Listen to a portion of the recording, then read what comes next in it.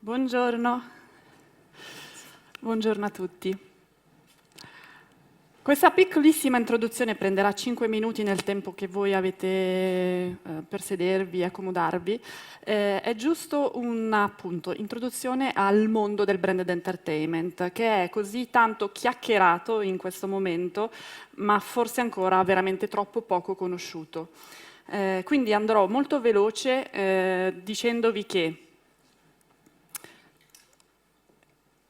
due parole sull'osservatorio Branded Entertainment, è l'unico network in grado di far cooperare le aziende che si interessano di Branded Entertainment in Italia.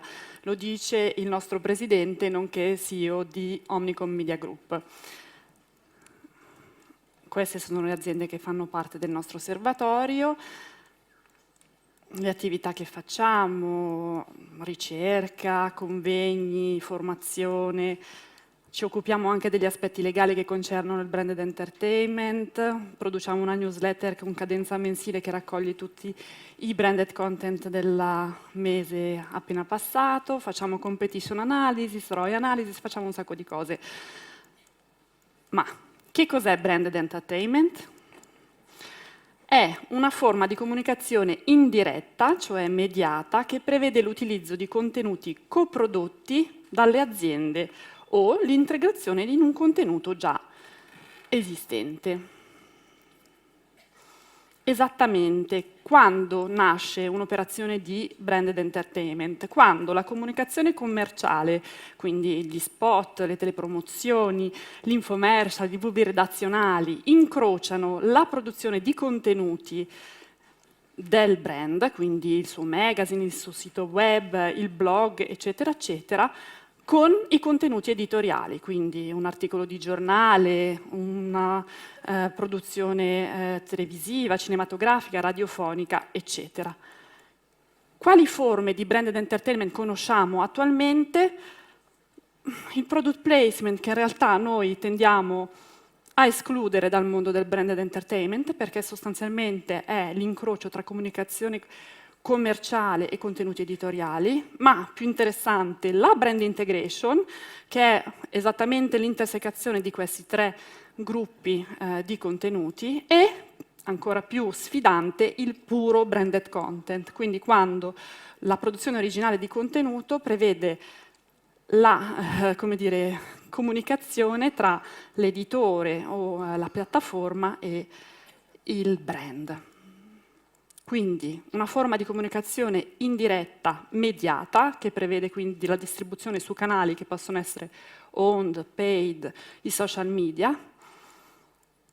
L'azienda è direttamente coinvolta nella progettazione dei contenuti, quindi non si tratta di product placement o di sponsorizzazione, ma si tratta eventualmente di brand integration e sicuramente di branded content.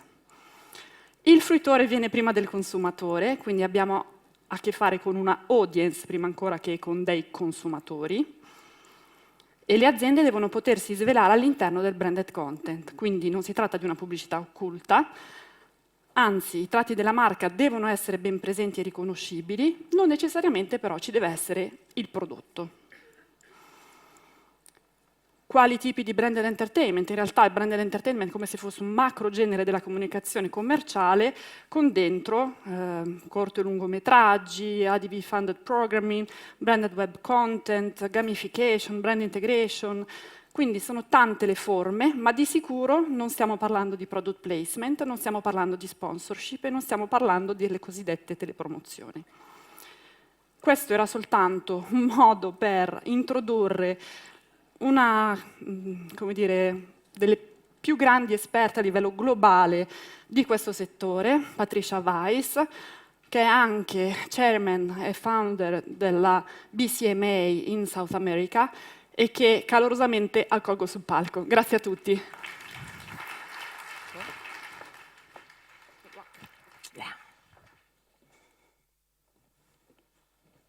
Buongiorno.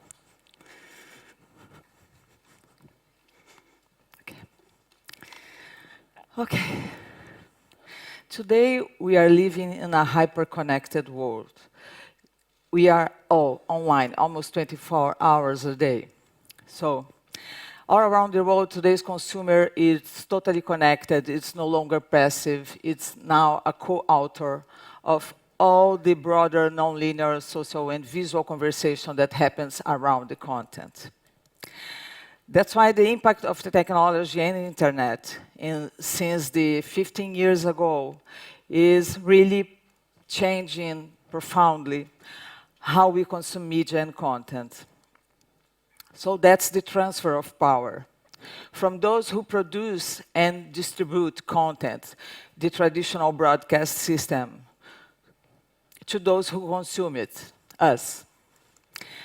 So from interruption to engagement, from push content to pull content, from prime time to my time, because we reject what is interruptive, we reject anything that is disturbing us, that make us dispersive.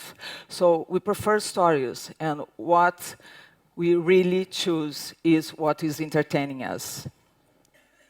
That's the postmodern society. A society with plenty of consumption, a lot of messages and images and screens, but less meaning. At the same time, the more technology advances, the more humanity prevails, because we are still human beings. For instance, the most searched question on Google last year was, what is love? The technology intensified the human need for emotional connection and all the stories that create value for people. Because it's not consumer, it's people. And that's a kind of humanization of the consumer. So the big marketing revolution could be really when a brand put itself in people's shoes. That's the relevance. What is relevant to the people, not for the brand. It's a matter of survival for brands today, because a new marketing is born. It's a different marketing, a different perspective, and a different focus. It's not anymore that self-old oriented, when brands are talking only about themselves. Brands should be talking about what is interesting for us. So it's audience-centered marketing. Today, meaningful and compelling stories are really relevant to be in touch with consumers. So since 2 years ago, when Dove Sketches, that amazing story that connected everybody around the world. So stories that are related to us, stories about people. We're talking about human stories, where the hero and protagonist is the audience. And the focus is not on impact, on views or likes, just like we used to do when we think about TV. The focus is on expanding the conversation between brand and people, expanding the relationship. We are living in an era of truth. Why? Because what is fake and arrogant, people feels exactly at the same time the brand is saying that. So what is fake and arrogant becomes evident. What is true and honest becomes transparent. Today, the new authenticity is called intention, because people can see the intention behind the brands. It's a real thing. It's not Coca-Cola thing. It's a real thing. So brands should be real to be relevant. Less promise, more purpose. So what matters is not what or how a brand does, what or how a brand sells buildings, and what the brand has as in terms of money or anything like that. But why it does, why the brand is saying something. Original and authentic stories today are really important to connect with people, because that makes sense to people. In a hyper-connected society that we are living today, all the conflicts and differences between people, between niches, between minorities, surface with much more intensity So the society overflows its truth. So it's the era of truth. The difference stand out just like here, even when Japan is telling a different story.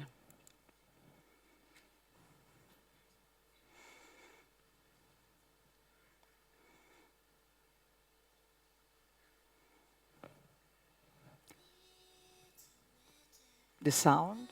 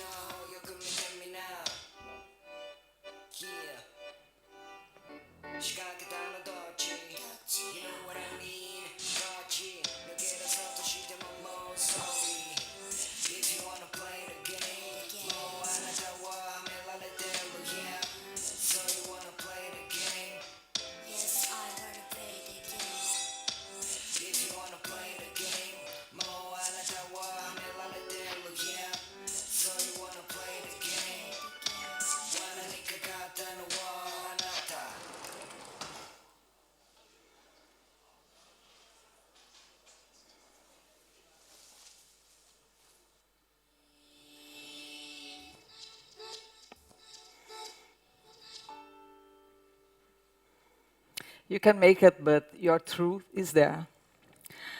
So we are living in a transparent world, totally transparent. What was peripheral becomes mainstream. Brands could be taking over. Some brands are doing that, could be taking over the moral duty of representing the society. Brand narratives that some brands are telling are based on truth and made for real people like us, and made for real families and contemporary families. If I had to describe my parents, my dad would be like the smart one and everything. And then my papa would be, he's a funny one.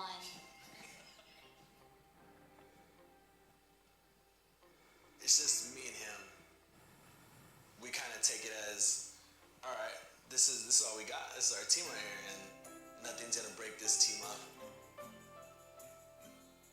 American families have changed, Sometimes we get looks just from being a mixed family.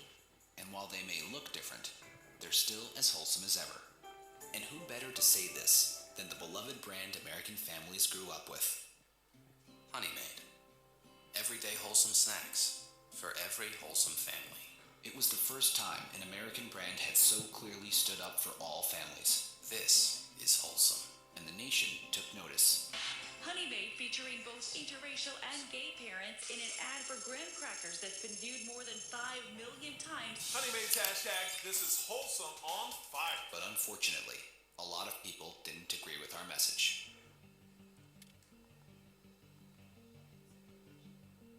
We were boycotted. We were called sinful. Even the right-wing conservative group 1 Million Moms calling the ad a, quote, attempt to normalize sin. But instead of backing down, we asked two artists to take every negative tweet, comment, and post, print them out, roll them up, and turn hate into love. part was all the positive messages we received. Over 10 times as many.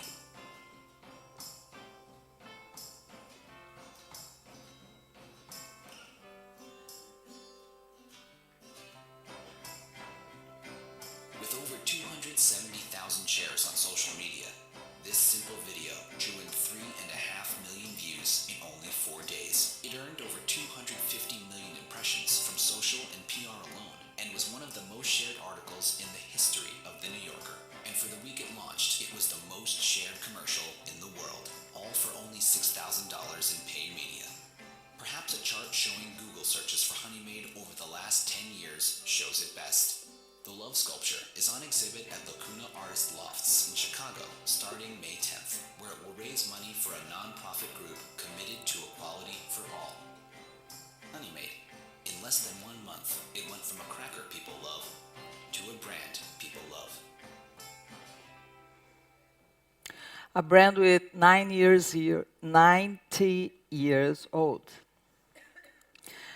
A hamburger, the last thing they want to be thinking about is two guys having sex. In 2014, we invited people to try the most controversial hamburger in history. Trending tonight, some of the stories that are hot right now online. Twitter, Burger King. Proud Whopper. Called the Proud Whopper. Introducing the Proud Whopper. So like it's a gay burger or is it... Do gay people even eat fast food? Yeah, it's about time. People wondered, what was so different about this Whopper? You want to try the Proud Whopper? What is the Proud Whopper? What is the difference? It really does taste different. The meat tastes like more like sweeter. I don't know. But in reality, the Proud Whopper was just like any other Whopper. We are all the same. It's the same burger.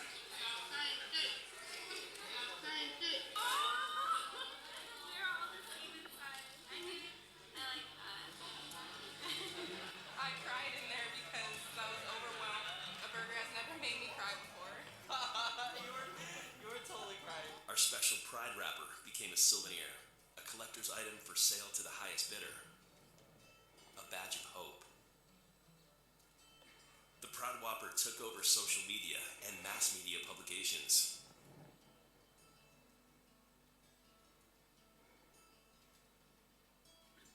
It gathered over 1 billion media impressions worth $21 million of earned media, 7 million views, 450,000 blog mentions, and became the #1 trending topic on Facebook and Twitter in 1 week.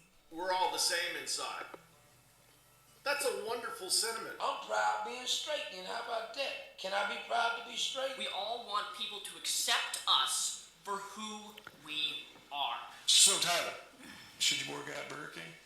In the end, the Proud Whopper became more than a hamburger. It became a proclamation of equality. It makes me feel supported, it makes me feel proud, and it's just a burger, but I mean, it's baby steps the whole way. I think this wrapper means that we all have the same rights. I love our money!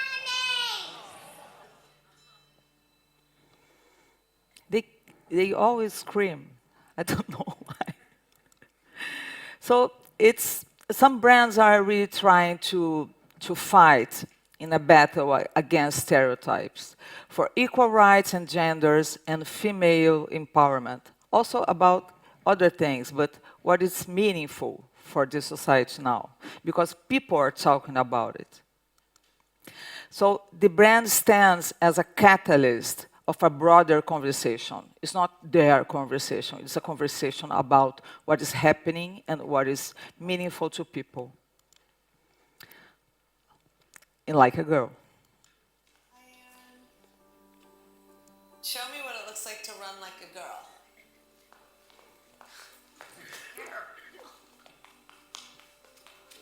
Show me what it looks like to fight like a girl. Now throw like a girl. Aw. So do you think you just insulted your sister? No. I mean, yeah, insulted girls, but not my sister.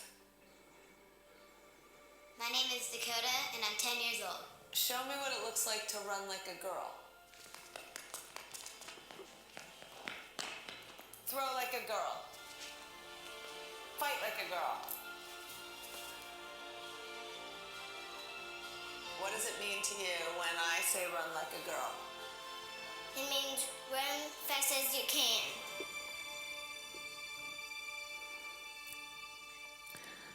But brands are telling some stories that are not ending in itself. It's just a start of a conversation.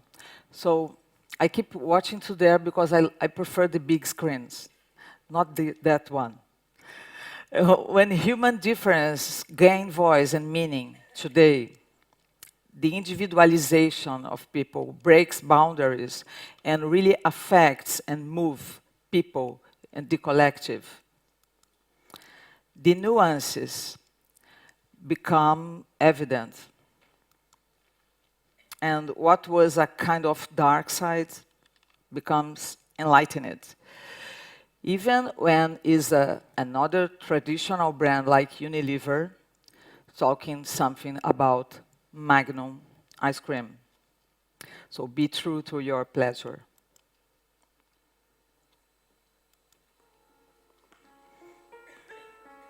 You have my heart, we'll never be worlds apart, and that's when you need me there.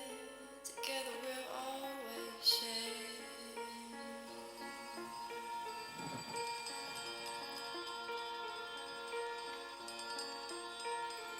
Because when the sun shines, we shine together. Know that I'll be here forever. Said I'll always be your friend, and you know that I'll stick it out till the end. Now it's raining more than ever. Know that we'll still have each other. You can stand under my umbrella. Hello, hello, hey, hey, hey.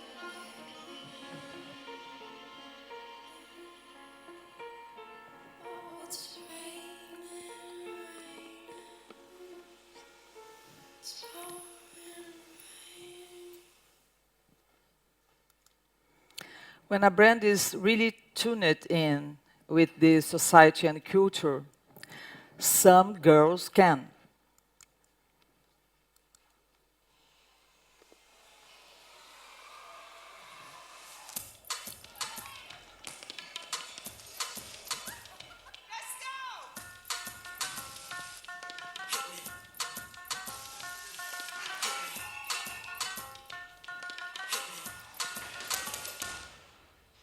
Mississippi putting it down.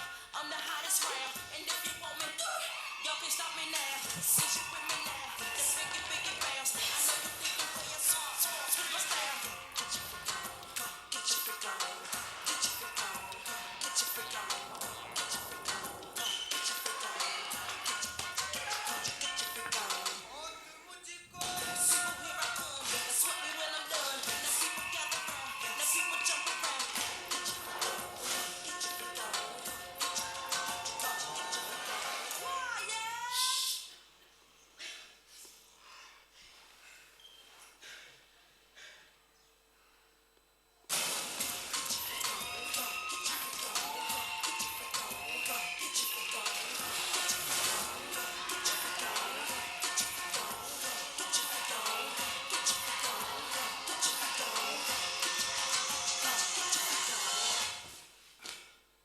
I'm not good.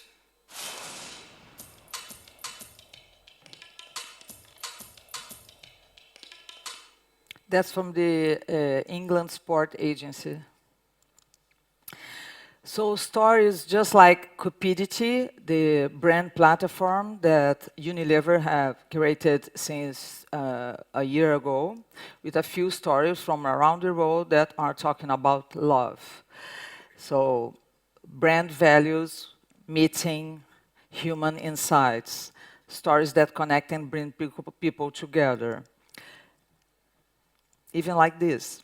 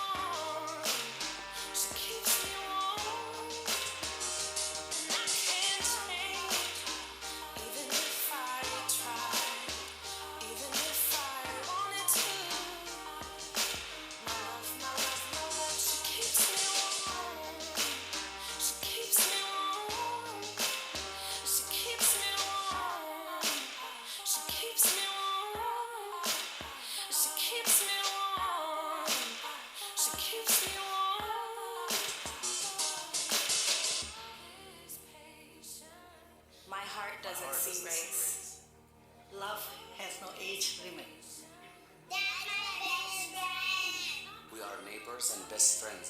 We all have different religions, but we have universal love as well. I love my sister. Love is love. Our family is no less than any other family.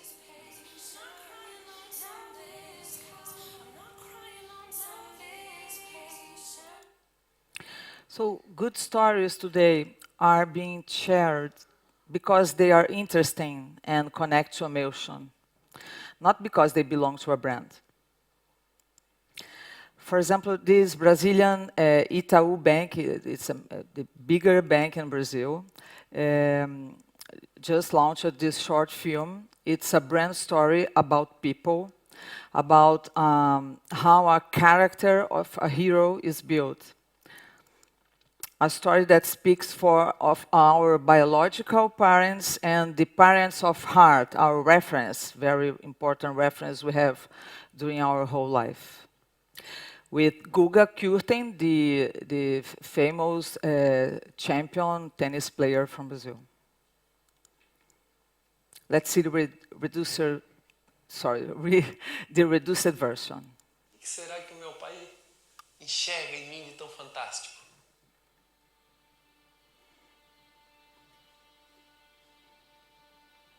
Eu vi o quanto que esse pai sempre estava presente na cabecinha dele. Eu era a mais ali durona, ele era o mais liberal. Aí ele só aprontava conosco, dava caldo, jogava pra cima, era só assim, uma experiência de criança, né? Ele chegava em casa do trabalho e tal, a gente tava lanchando, ó, tô indo pro Lick, quem quer ir comigo? Eu digo, meu Deus, mas como? Mal chegando. Eu olhava meu pai praticando todos aqueles esportes, ele ficava me desafiando, mas pros filhos ele queria desenvolver o tênis.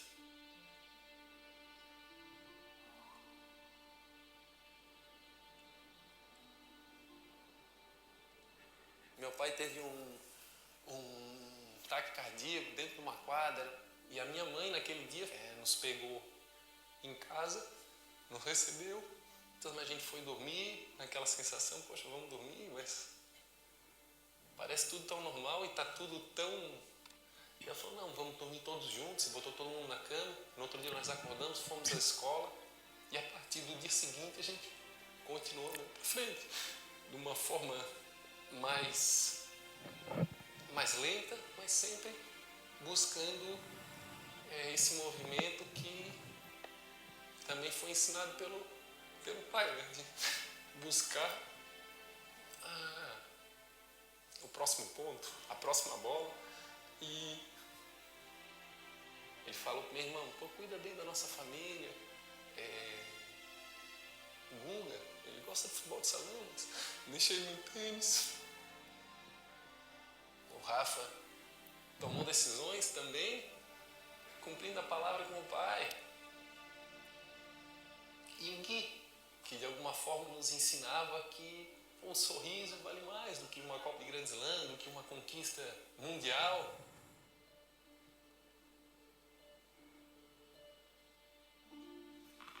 O pai armou uma armadilha para convencer o Larry para vir para cá e me treinar. E o Larry falou, pô, você pode estar brincando, porque o Guga é um menino, ele tem que brincar de jogar.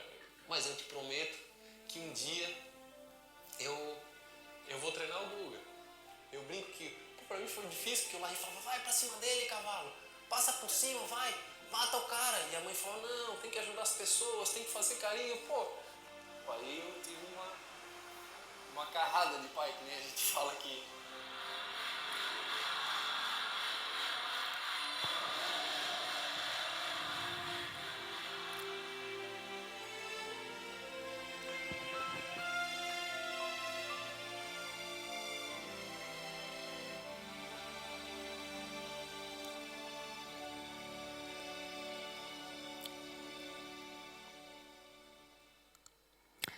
People forget today what a brand says or does, but they will never forget what a brand makes them feel. Grazie, grazie mille. Grazie to Obi, to If Festival, Elena from Obi. Thank you to each one of you. And I'm very proud to share with you that I am one of the advisory board members of ID, also, ID Milano. Grazie tanto.